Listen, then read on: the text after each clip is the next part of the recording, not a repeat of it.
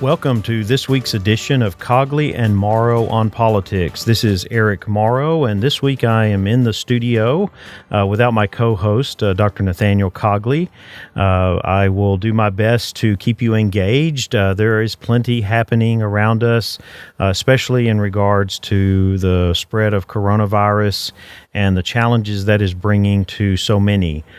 We are looking at this, certainly as we do with our show, on the political implications, because this does involve government. It involves government engaging with this crisis because it is impacting us not just on a regional or state level, but certainly nationally. And of course, this has already been impacting the world as a whole and will continue to do so in the immediate future. And that is part of the challenges in politics and government, is when these crises happen and the expectations that people have of that response in order to coordinate such a massive scale of things that's impacting so many different aspects of our lives, from public education to health services to the economy. There's just so many elements here that government is engaged with, and our state, local, federal agencies, our political leaders are all engaged with, that are trying to address, and so many challenges coming at one time and being so widespread. And so at the beginning of the show here today, I just want to take a look at this. As we know, it's developing every day. It's something that's changing. It's so very fluid. But I want to take a look at this on two levels. One is the public health level, and that's just having a very frank discussion with our listeners about why it is important that we follow the guidance that's being offered by public health officials, why it is important that we're listening to those in the medical field, that we are doing what's being asked to try to prevent the spread of this. The other is on that political level, not to politicize a very challenging crisis that we're having, but to look at it in a way of how we engage with government, what those expectations are, and really what we need the role of government to be in a crisis like this. As we go through this, as we get through this, the amount of analysis that will come on how levels of government, agencies of government respond, how well we are prepared, knowing that this could happen again, that we're not immune from something like this, even in the modern age where we have so much technology and advancements in our hands, that we can still have something like this that can basically bring the world to its knees in terms of its day-to-day function and the expectations people have. And so that's a very critical thing to be aware of as we go through this, because there's a tremendous amount of pressure and responsibility that is put on government and on our elected officials to guide our state, our nation, and really the world through this crisis. So this first segment of the show is really looking at that. It's the public health part of it, as I mentioned first. Right now, we are seeing states that are asking their residents to shelter in place, which means that limiting travel to essentials, to get food, to get medical assistance.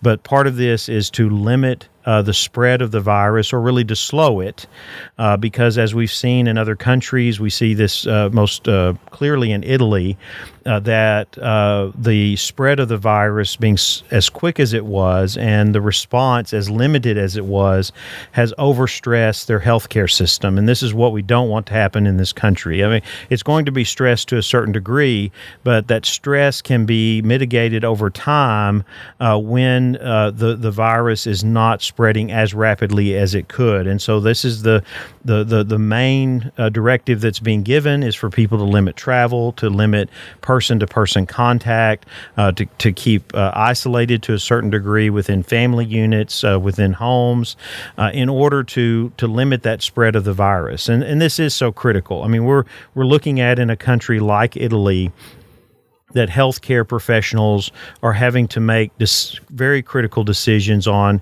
who gets the medical care they need, who gets a ventilator, who gets the resources that they need, and who doesn't. And that's a very challenging position to put healthcare workers in. Day in, day out, they're faced with those decisions, but they have the opportunity to do everything they can to save a life. Yet now, because of what has happened with this in Italy and in other places, as we're seeing, they're having to make decisions based on resources. And that is something that is very critical during this time. That is why public health officials are out there in front of this, why they're directing and trying to advise everyone from the president to governors to county and city leaders to do the things that they need to do to respond to this and to try to save lives, to try to slow the spread of this virus and to try to save lives. And so that's why it's very critical for each and every one of us to be tuned into that. Certainly not that we need to be watching the news 24/7. I mean, part of that is the impact of seeing how challenging this is. And that can be very difficult when really our time needs to be spent with our families, friends, with renewing ourselves and strengthening ourselves to kind of get through this. And so I'm not sure that watching the news 24/7 is the best way to do that. It's important to stay informed and to stay informed with those directives and that guidance that's being given by our local officials and state and federal as well. So that's very important right now, and that people are, yes, essential travel. If you need medical assistance, if you need to go to the grocery store, we're seeing things kind of replenish now after kind of initial run of people trying to get things. But that's all changing. The food supply, as we've seen communiques out there, is in good order, in that the essentials are getting through. It's a little challenging in terms of transportation and getting enough trucks and enough other resources to help grocery stores be fully stocked, but there's enough out there. And on the other side of that, what we've seen, and I've seen this in social media, I've seen it on a number of different platforms, and that is people reaching out to help other people, knowing that family members or neighbors or others around them may have specific needs. Some of it may be overcoming the anxiety of getting out, or they may not be able to do that, or they may, for health reasons, may not be able to get out and want to compromise what challenges they already have in their own health and well-being. And so being aware and sensitive to that helps through this as well. So I would encourage our listeners, especially in terms of, as we stay on the topic of this show, and we're talking about government and its role in something like this, is that we follow the direction, that we don't look at this and say, hey, I'm young, I'm healthy, I don't want to be restricted. We're not talking about this just for our own sake. We're talking about this for others as well, because the actions we take could be saving the lives of other people because we don't spread, or we don't contract, or we don't use resources that really need to go to people who are in dire need of it. The second part of this, as I mentioned, is really analyzing the role that we see for government in this. Crises always bring us to a point where, especially if the magnitude of the crisis is significant. So we've seen this when we see a natural disaster, a major flooding, a hurricane.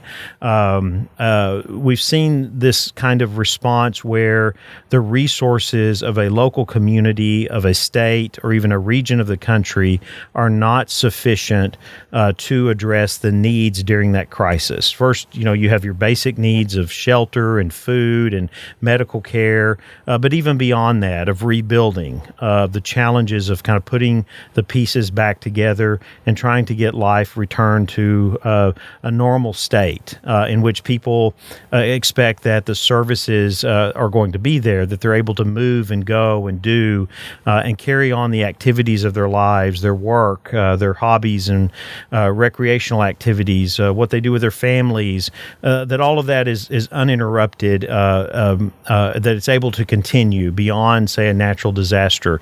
And if we look back in the history of our country, we've seen that develop, especially within the last century, Where at the time of the Great Depression, where here you had a national and really a worldwide economic crisis, and government comes in and addresses a number of things to try to get, not just get the economy back on track, but also to address the well-being of people. I mean, here was a crisis where you had 1 in 4 people were unemployed. So a 25% unemployment rate, if you can think about that, compared to where we've been around 3% here in recent times, which is undoubtedly going to rise significantly. During the Great Depression, you also saw that the data shows us that 1 in 5 people were homeless. So 1 out of every 5 people did not have adequate shelter. So these were monumental challenges that where government really was the solution. One reason for that is that states did not have those resources. Many states went bankrupt. Many states just did not have the capital to infuse within society to prop up public services. So it was essential for the federal government to leverage its powers as well as its resources in order to help the nation as a whole. And really since that time, I mean, there are examples even of this before that time, but since that time, we have seen this over and over again where when there has been a national crisis, whether it's or a crisis of any kind, a natural disaster is one of the major ones, but we've had other economic crises. We had the Great Recession of the last decade. We had the 9/11 and the economic challenges and rebuilding challenges that came after that. But we've seen this over the last century where government has played a ever increasing role in responding, especially if it's on a regional or now, as we see, on a national or even a worldwide level. And so that's one of the things that we have to factor into this. One of the things that we have to look at and kind of think about our expectations, because on the one hand, we see this as a necessity. I mean, at who in a community or even a state or the federal government, where is the ability to address this in an effective way? Where is the ability to provide the resources? And as government has adapted and changed over time, we've put in things, even at the state level, at the federal level, to prepare for these things. We know natural disasters are going to happen. We really didn't know. I mean, I think there were some out there in the public health community that were very aware that we could see a virus of this magnitude, of this impact, spread throughout the world. We've seen regularly, once, twice a decade, we've seen a virus appear that has a major regional impact, or maybe within one country or on one continent, and it does spread to other places. But by that time, there's the ability to respond to it and try to limit. We've not seen something of this magnitude, and really we could say in over a century. We'd have to go back to the influenza outbreak in the early 1900s, but even then, to see the impact that this has on our world and on our society is just quite significant at this time. And so the preparation for this, you really ask, how could you be prepared for something of this magnitude? Well, when we look at this in terms of government, we really have to see that our reliance in our direction for coordination on resources on a national level has to be the federal government.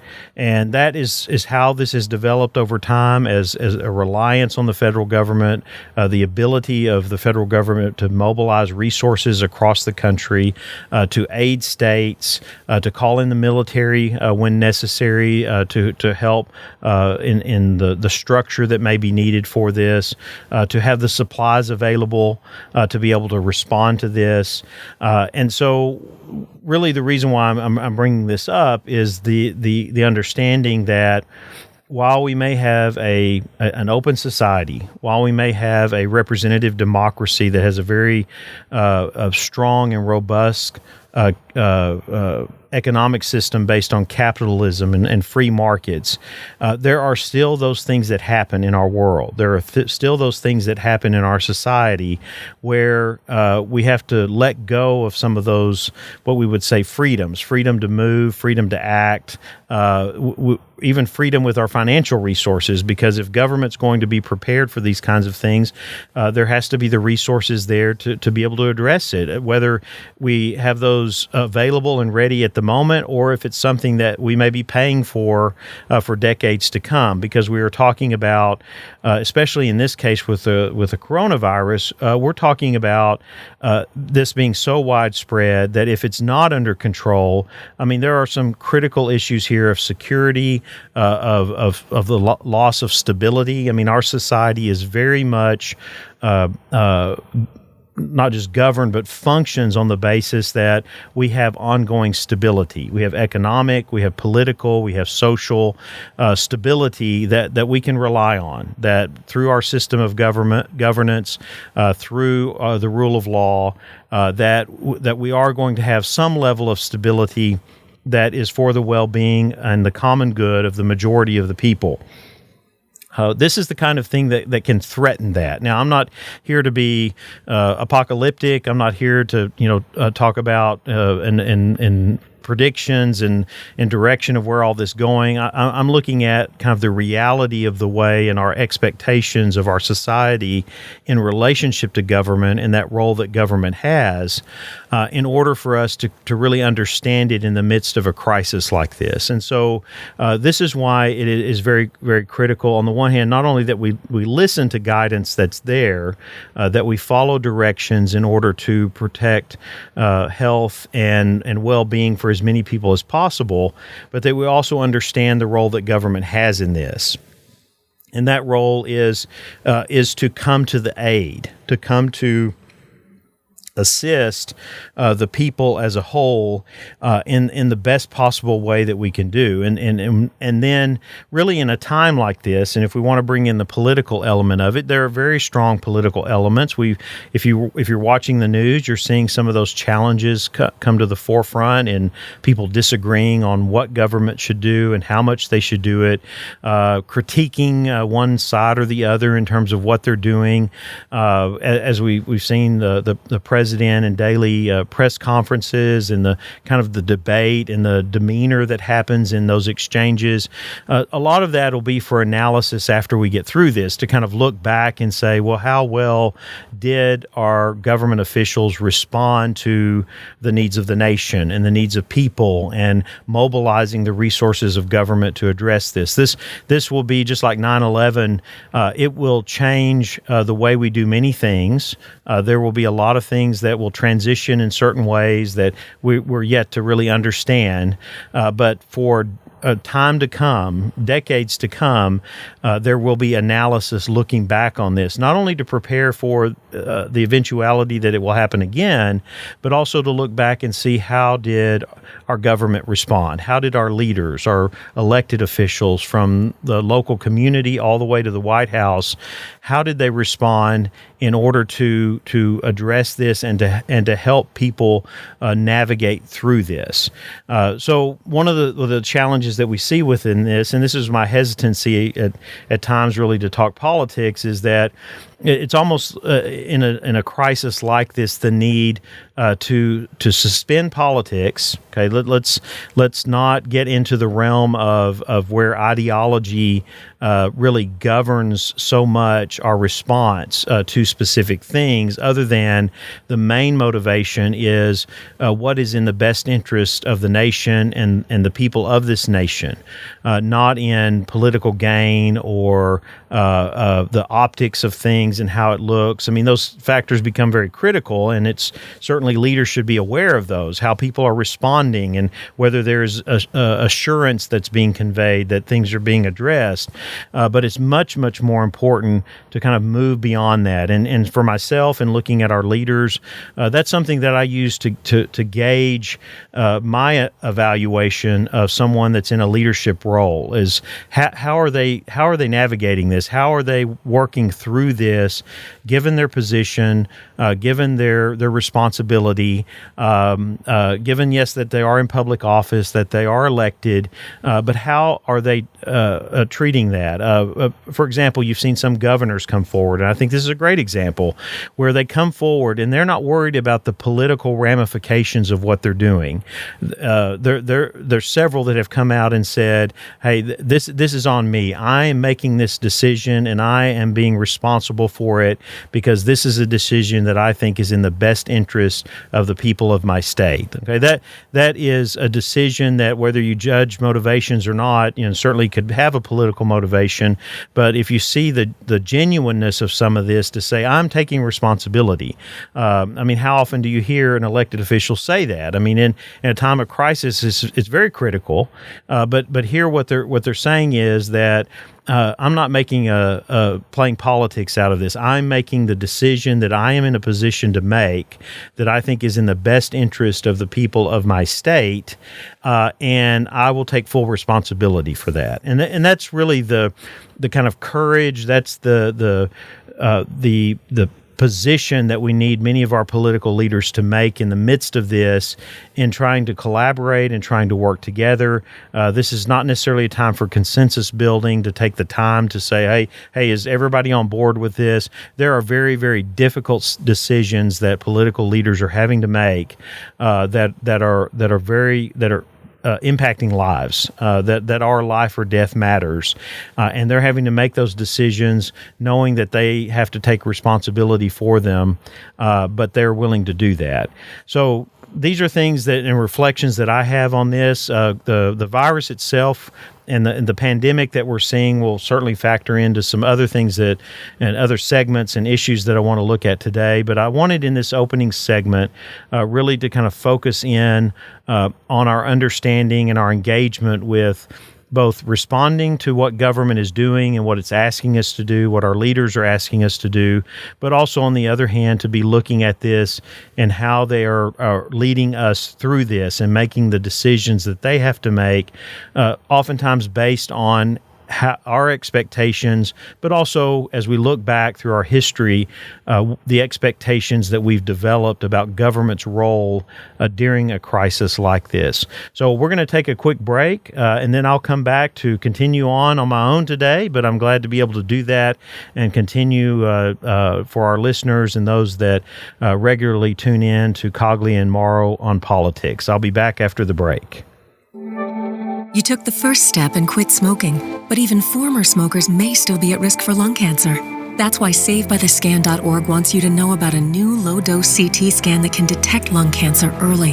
It takes only 60 seconds and could save your life. You took the first step, now take the next. Visit SaveByTheScan.org for a simple quiz to see if you're eligible and talk to your doctor about screening. SaveByTheScan.org is brought to you by the American Lung Association's Lung Force Initiative and the Ad Council. Tarleton State University engages with its communities to provide real-world learning experiences and to address societal needs. Only 24% of Tarleton's budget comes from state support. You can support Tarleton programs, faculty research and teaching, and student scholarships by making a gift that can transform lives. Call the Office of Development at 254-968-9769 or visit tarleton.edu/giving. Welcome back to Cogley and Morrow on Politics. I'm glad to be with you today and continuing our program here right on KTRL FM 90.5 here, broadcasting from Tarleton State University.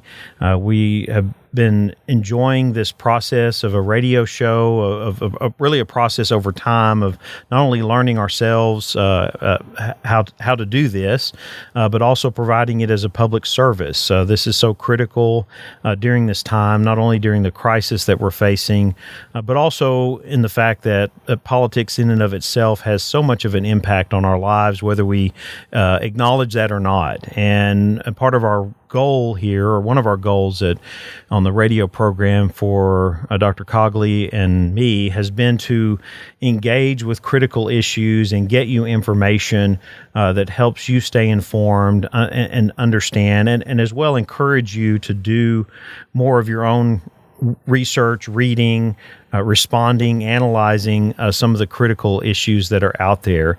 And one of those that we don't want to leave uncovered at this point, in that we still have developments and things that are happening, is the primary process. And so in the midst of all of this, we have had primaries that have continued in moving toward the nomination of a Democratic candidate for the presidential election in November.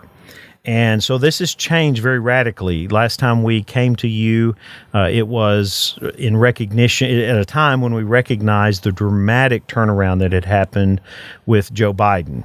The fact that going into the South Carolina primary, he had seemed all but out with Bernie Sanders and Pete Buttigieg and others gaining support in those early primaries. And then all of a sudden, it was just a complete turnaround to the point now that it's just almost assured, barring any major changes in the primary system in terms of what is happening, that Joe Biden will be the nominee at the Democratic convention.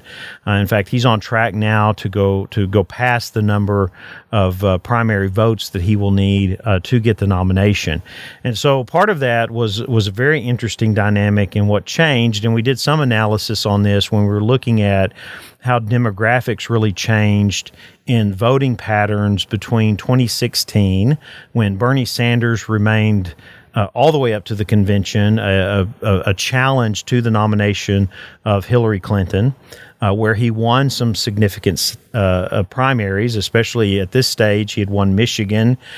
He was very much still a contender, enough so that they did have to have really bring into consideration the influence of his supporters and of the role of Sanders in the convention.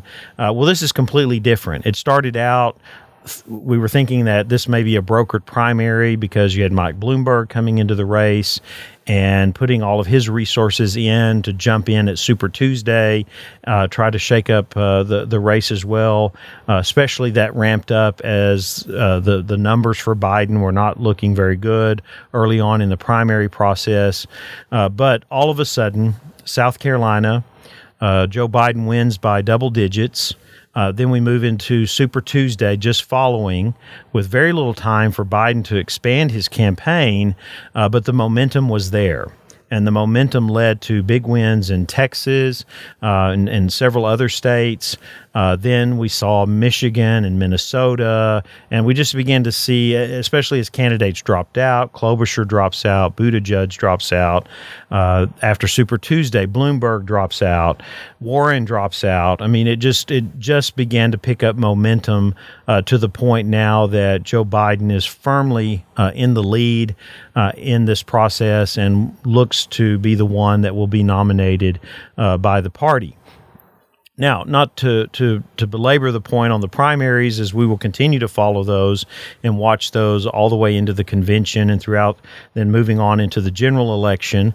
But part of it would be to look at, in this time when we have a national crisis with the coronavirus, and really what the impact is. Now, we've already seen some primaries that have been moved to this point to later in the next few months or into the summer. That happened with Ohio, a very last-minute decision to delay their primary, something that was not very popular with the Democratic Party, which filed suit in the courts to try to address that.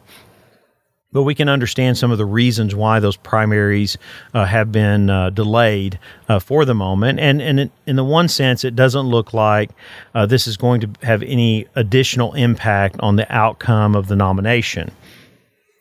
So that's I think it would have been more contentious if this was still very much a race between at least Biden and Sanders, or maybe another candidate like a Bloomberg. But now that it seems very clear that Biden is in the driver's seat here and will likely get the nomination, it's not as critical, and thus there is this motivation to say, okay, look, we don't want to expose people. We don't want the primary itself to be a challenge to public health, and so let's delay this. We have time to do this to see how this plays out. So my questions that come into this now as we look at a possibility of a Biden-Trump general election for the presidency is what could be the impact of the coronavirus crisis on the presidential election. And I'm not, as I've said on the show before, I'm not too much into predictions, so this is not trying to give you a roadmap going forward, but we do want people and listeners to be aware that this will definitely have an impact. I mean, it already has in the debates between Sanders and Biden in terms of the response to it, in terms of the analysis of how Trump is responding. And I think that's something that's going to be very much front and center, not only politically, but economically. You know, how is the president providing that kind of leadership, knowing that while he doesn't necessarily control all of that, what he does and says has an impact. And in the minds of people, economics very much influence the outcome of a presidential election. And so if a lot of this that could very much depend on where we are in the recovery from this economically post-crisis when it comes time to ramp up for the general election. We get past the conventions and we're moving toward the general election. It very much could be the state of mind of the people, the state of the economy, how assured people feel about where they are economically going into the general election. And we've seen this before. We've seen this happen in other elections where, not necessarily with a crisis of this magnitude, but where we have economic challenges and it does have an impact on voting and the outcome of the election. And so that is one thing to watch. Where will we be in that recovery process in line with the general election, the debates, and then the election itself. The other part of this will be how each of the candidates really handle this and how they put forward their understanding, ideas regarding the role that a president has in this. So it's one thing to kind of watch this in real time. And this is kind of where I caution people when you get into the political realm where there is so much emphasis put on optics, on how things appear and how that appearance then influences perceptions and opinions. That is very much in the world of politics. Really the people who are successful in politics are the ones who not only have great ideas, they have great energy, they tackle the tough issues, but it's often those people that can combine that with the optics that then communicate to people that they not only know what they're doing, but they're working on their behalf, and they represent who they are, even if that means demeaning the institution that they're already involved in. I mean, you see this regularly with politicians who run for office who talk about how bad Washington is and how things need to change and so on. Well, that resonates with a lot of people, and they vote for that person. And that person knows that, hey, I'm kind of running down the institution and the place where I want to work or where I want to be, but I'm doing that knowing that connects with the people. In a crisis like this, there is the kind of day in, day out ebb and flow of this. And if you've watched any of the news conferences that the president has offered, he's moved all over the spectrum. You know, one day or one moment, he'll be very reassuring. He'll be very calm and collected, kind of the expectation of many people to say, hey, we're kind of looking to our leader of the nation to assure us that we're going to get through this. And then the next moment he's attacking a reporter or he's arguing about some point or detail in a public forum like that. And so this is something that's going to come into play as well. It's going to be how that is received by people, where Trump will be looking back, President Trump will be looking at how he responded and what he did, and how people either engage with that or understand it or interpret it. There'll be many people who will not have seen anything, but they'll take it at face value from him and say, oh, yeah, okay, yes, Mr. President, you must have done that because you said it. there'll be somebody like Biden. Another thing will be for him is looking back on his record and saying, well, in this crisis or in this time and I did this and that, and people will take that at face value. That's certainly that certainly will happen. And then there'll be others who will look at this more in depth and will really look at the role of president coming through a crisis like this, and almost will be saying, if we have to go through this again, would I rather have a President Trump, or would Joe Biden be my choice of someone in the White House if this happens? And this is very critical. I don't know that many of us think of this in this way, but coming out of a crisis like this, so close to an election, this is sometimes even a subconscious thing. We're not even consciously thinking about this, but if we're really engaged, it's like, okay, who do we want at the helm when we go through this? And they're going to be presenting themselves in that way. They're going to be touting their experience and their credentials and what they would do if a crisis like this happens again. Right now, we don't see any of that, and really, this has taken a back seat. The whole presidential election, the primary process, all of this has taken a back seat, rightly so, to the coverage of the current crisis, and that's critical. It's necessary at this time. It's really about how we get through this. But I'm really looking ahead here to say, once we are past this, or once we are, things start to return to the regular pace of life, that the presidential election, the politics of it, all of that is going to come into play. Really, the function of government after that is going to be starting the recovery. How do we recover economically in terms of our public health system, our health systems across the country, public and private? How do we address this? How do we get people back to work? How do we get industry that slowed and had to stop for a certain period of time? How do we get that back and the economy back running again? And President Trump's already made some predictions about that, and saying that he'll think things will just take off after this because of all this pent up resources and wants and opportunities that people will have. We'll see. Usually these kind of recoveries are something that take a long time, and it does take a significant effort on the part of government and on the part of communities and states as well. But we'll see what happens with that. But we need to be aware that all of that is going to have an impact, definite impact on the election and on that election process and on how these candidates are viewed, because it will be people, one, assessing their economic well-being and how the government has responded to that. It will be people who are taking stock after a crisis like this and kind of saying, where am I and where do we need to go? Who do I see as the leader to lead us forward in the recovery of this, as well as if we have to weather this crisis again?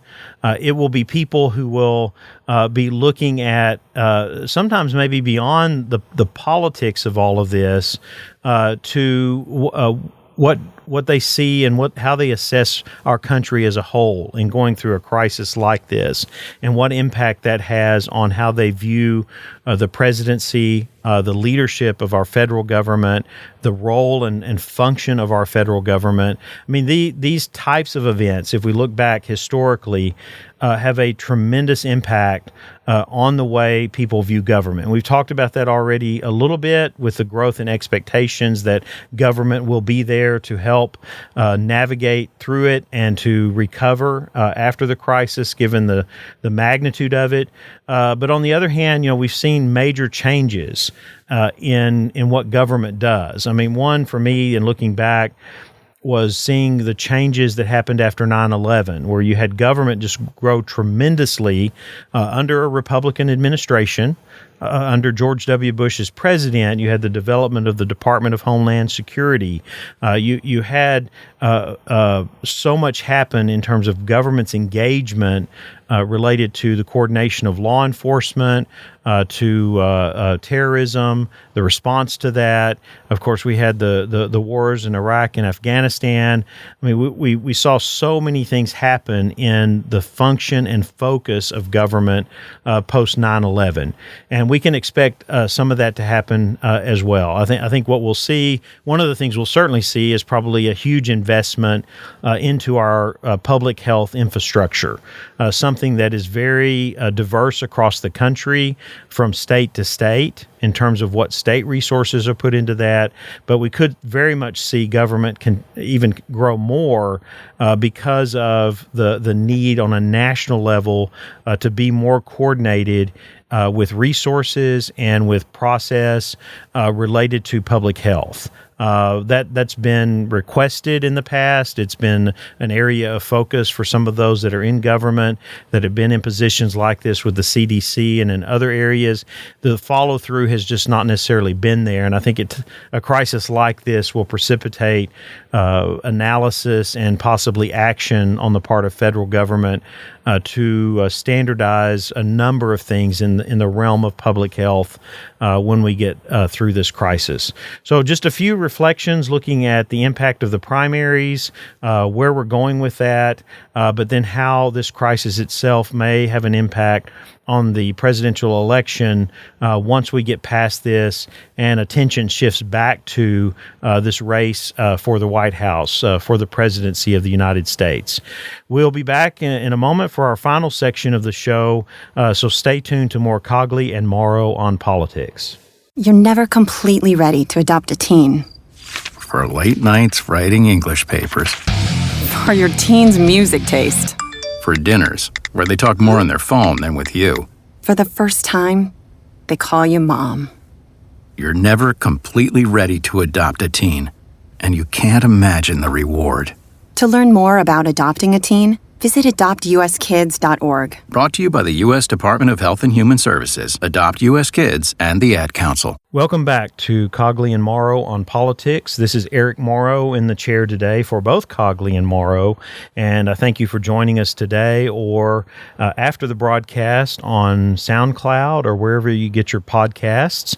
We're glad to have a growing following in terms of listeners who tune in to politics, but also the how we try to offer on this show, not just looking at federal and what's happening at the national level, but also bringing that home here to Texas and even to our region. And so given the crisis that is happening with the coronavirus and the challenges that we're seeing, I wanted to take the last segment of the show today to focus on our public health system here in Texas and to really tie into what I talked about in the last segment, and that was what are some of the things that we could expect to happen going forward. And really some of that is the need to have knowledge about what we have in place now.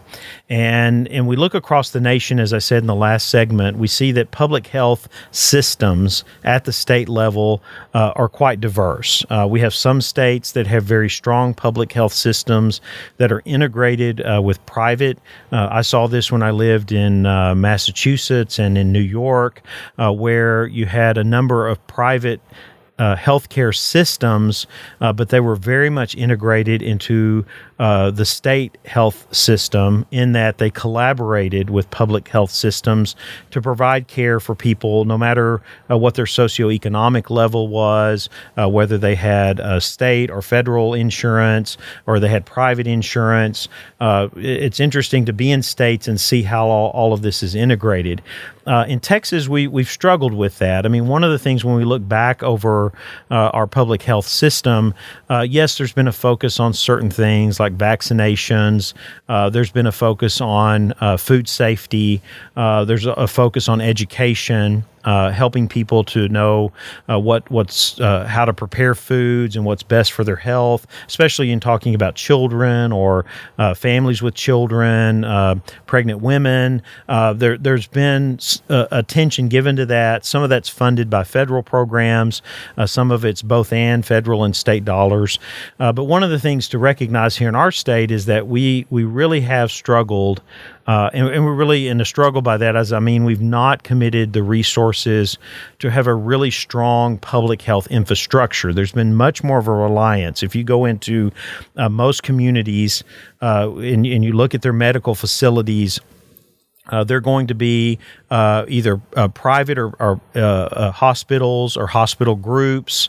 There may be some public hospitals in more metropolitan areas, but you're going to see a very disparate system that's often not as connected as it should be. Now, with technology, we've made a lot more progress in that area. The state, we do have the Texas Department of the state health resources that are under the State Department of Health. But one of the things that I think we're challenged with in this state, and we really want to watch how this plays out throughout this crisis, is how well those whatever health services we have, which in some areas are very limited. There is not a public option for someone to get health care. They have to walk into a hospital, whether they have insurance or not. They have to go into a doctor's office and seek the care that they need. There are not very many extensive throughout the state public options for people to go and know that, hey, they can get treated, they can get the health care that they need, especially when it comes to more intrusive medical treatment. Yes, they can get education, you can get vaccinations, you can get some areas do some consultations and provide some services. But again, that's sporadic and very, very disparate throughout the state. And so we really have a challenge in that area. We really are one of those states that this is not an area where we've spent a significant amount of state resources to expand a more public system that is there to help those, no matter what their background, their ability to pay.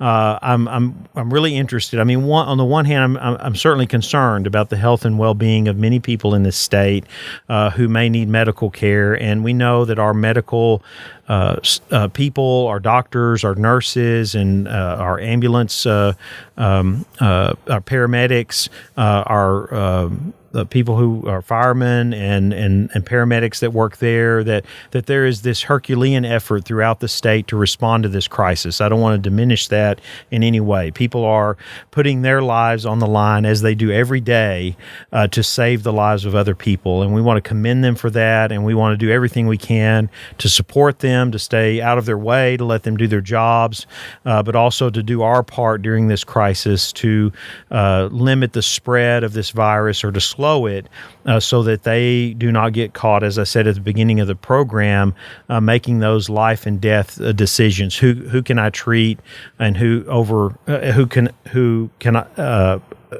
do I not treat? Who making those decisions where we only have enough resources to treat this number of people, and so we're going to have to make that decision to let some people go untreated and possibly die. I mean, that's the challenge that they could find themselves in, and so we need to have a tremendous amount of respect and support for the work that they're doing. But it is within a system that is not as supported as I think many think it should be. And of course, a crisis comes along like this, and you don't see those challenges until you're in the midst of the crisis, and you go, wait a minute, we're not as adequately prepared to handle this as other places, regions, and states throughout the country.